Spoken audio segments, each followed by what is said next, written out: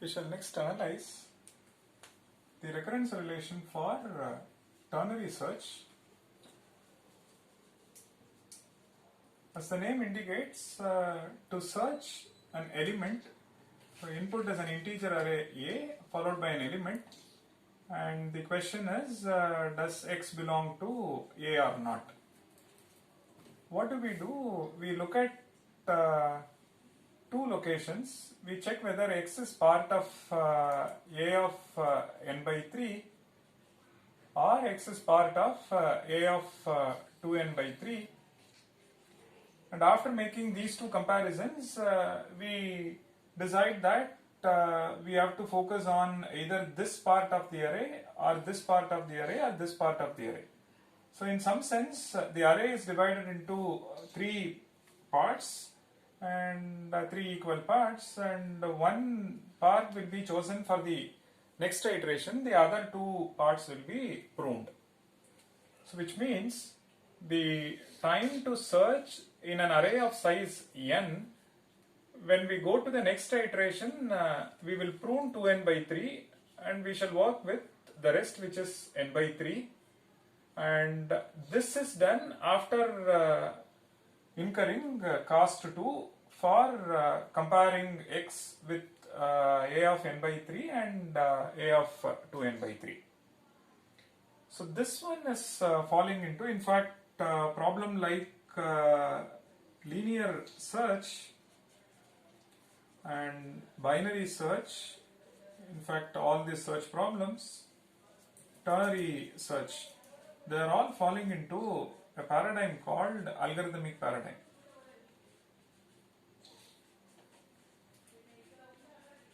So they are all falling into an algorithmic paradigm, namely pruning.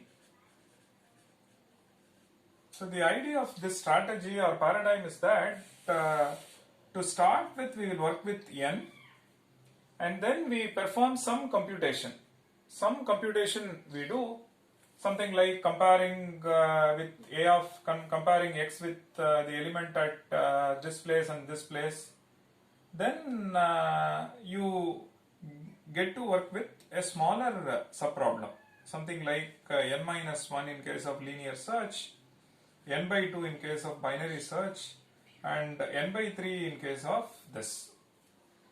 And if you look at this, in case of linear search, we prune just one element. Over here we prune n by 2 elements. Over here we prune 2n by 3 elements. So in the sense that these elements will not be used at any subsequent iterations, so we don't need them, we simply discard.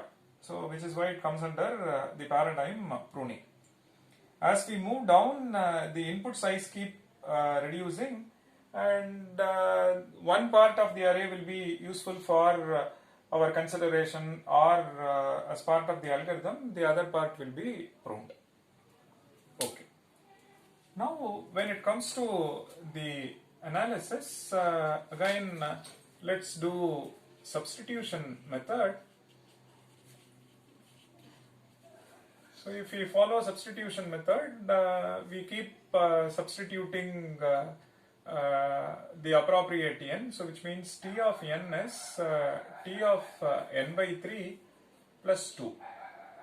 Substitute n by 3 in this equation, so we get t of n by 9 plus 2, so which means this one is t of n by 9 plus 2 plus this 2. Substitute n by 9 over here, so we get to see t of n by 27 plus 2 plus these two 2's. Let me rewrite this. This is n divided by 3 cube plus 2 plus 2 plus 2. So you see that when it is 3 cube, it is appearing 3 times. When it is 3 square, it is appearing twice. When it is 3 power 1, it is appearing once. So and we keep doing this, then it becomes 3 power 4 and so on. After k iterations, what happens? We will have t of n by 3 power k plus 2 plus 2 plus 2 so many times. How many times? K times.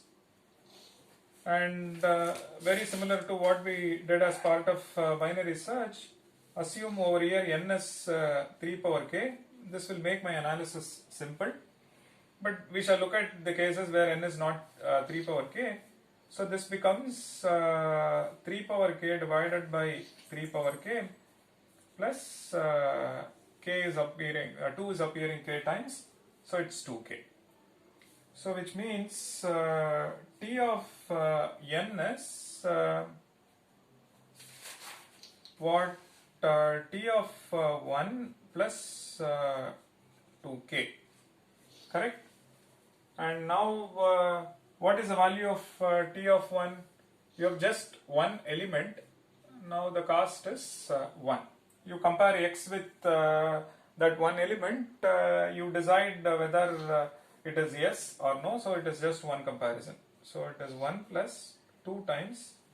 And n is 3 power k, which means k is log n base 3.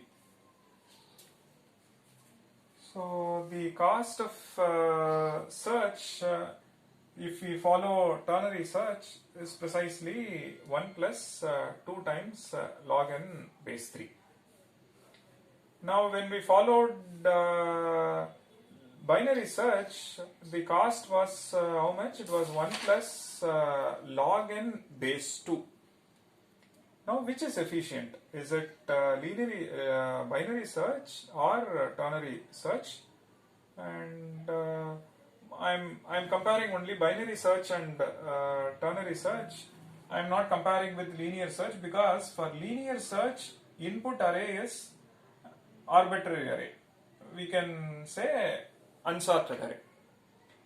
It could even be sorted array, but it is always correct to say that it is an arbitrary array, which means it could be either sorted or unsorted. But if you look at binary search or ternary search, in general k-way search, we see that the array is always sorted. Because the array is always sorted, we can't compare this problem and this problem because the input specifications are different. Now one can compare binary search and ternary search. Now let's compare this and binary search. We know that time complexity of binary search is 1 plus log n base 2. Now one can compare these two and check which one is efficient.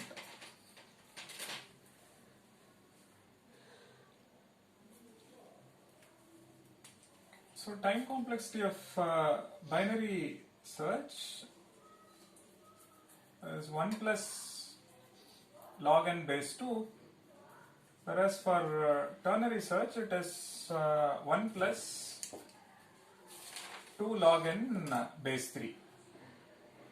Let's take some sample values to compare and appreciate. Say n is some value like say 81. Now if we compare these two, so binary search and this one is ternary search. So we know it is 1 plus log n base 2. So it is 1 plus log this one.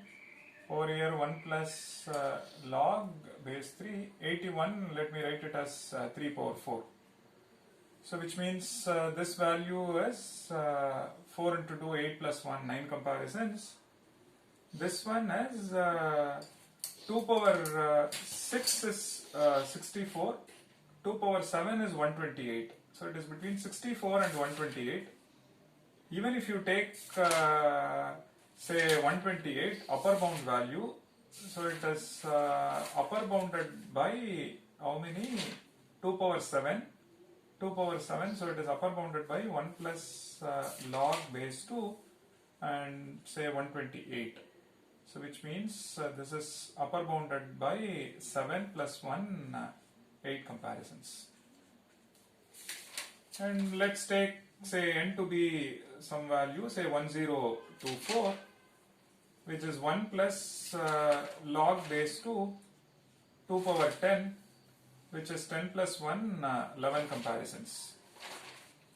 Over here if you see, it is 1 plus 2 log of base 3, 1024.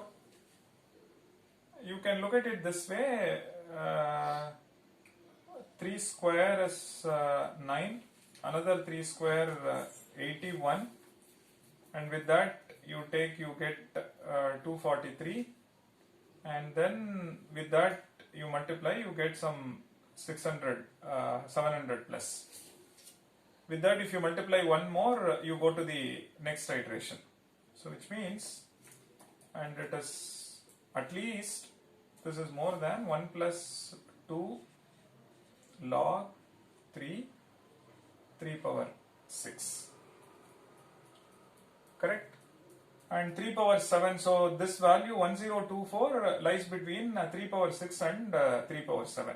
So 1024 is between 3 power 6 and 3 power 7. Correct? So which means if you look at this lower bound, that says 13 comparisons. So it takes at least 13 comparisons, whereas this one is just 11 comparisons. So that shows that at least with these values we see that binary search is taking less number of comparisons. So if you focus on step count analysis, meaning 1 plus log n base 2 and 1 plus 2 log n base 3, we see that binary search is efficient. So as per step count analysis,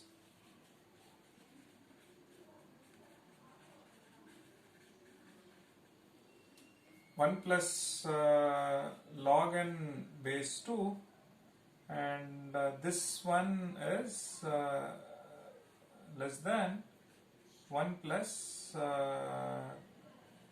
2 log n base 3. Okay. So 1 plus log n base 2 is less than or equal to 1 plus 2 log n base 3. So which means this will take more comparisons compared to this. Okay. But what about asymptotic sense? Let's look at this. So look at log n base 2. So log n base 2 is, you have log n base 3, it's base 3, fine. So which means you can look at it in two ways. You are changing the base, then you will have to appropriately multiply or divide a suitable factor. And so this, along with this value, I will have to multiply log 3 base 2. Correct? It's log n base 3, so this value will be small compared to this value. Then appropriate scaling factor. Scaling factor is log 3 base 2. Now this is a constant, right? So this one is precisely this change of rule with appropriate factor. This is a constant. So which means log n base 2 is some constant times log n base 3. So which means log n base 2 is less than or equal to c times log n base 3. And f of n is less than or equal to c times g of n, implies that log n base 2 is theta of log n base 3. Correct? So what is this telling us? Binary search time complexity is 1 plus log n base 2, which is theta of log n base 2. Correct? 1 plus log n base 2 is at most 2 times this. This is at most 3 times this. So this is theta of log n base 3. But just now we saw that log n base 2 and log n base 3 in asymptotic sense. In asymptotic sense, if you see, they are precisely this. So which means log n base 2 is precisely log n base 3. So which means in asymptotic sense, the time complexity of binary search and ternary search are same. So in asymptotic sense, or as per time complexity analysis following asymptotic scheme, we see that time complexity of binary search is same as time complexity of ternary search. In fact, one can show that ternary search, 4-array search, so on up to k-array search, where k is fixed, we can show that time complexity of binary search in asymptotic sense is same as time complexity of k-way search, where k is fixed. But as per step count analysis, you get to see the precise estimate. You can see that binary search outperforms all other search. But in asymptotic sense, they are one and the same. So because our focus is on order of growth, the focus is not on the additive factor like 1 or the multiplicative factor 2. So we say in asymptotic sense, all the search algorithms, starting from binary search until k-way search where k is fixed, we say they are all of same complexity. And there are other interesting case studies following pruning and other strategies like divide and conquer, dynamic programming and so on, which we shall see in subsequent lectures.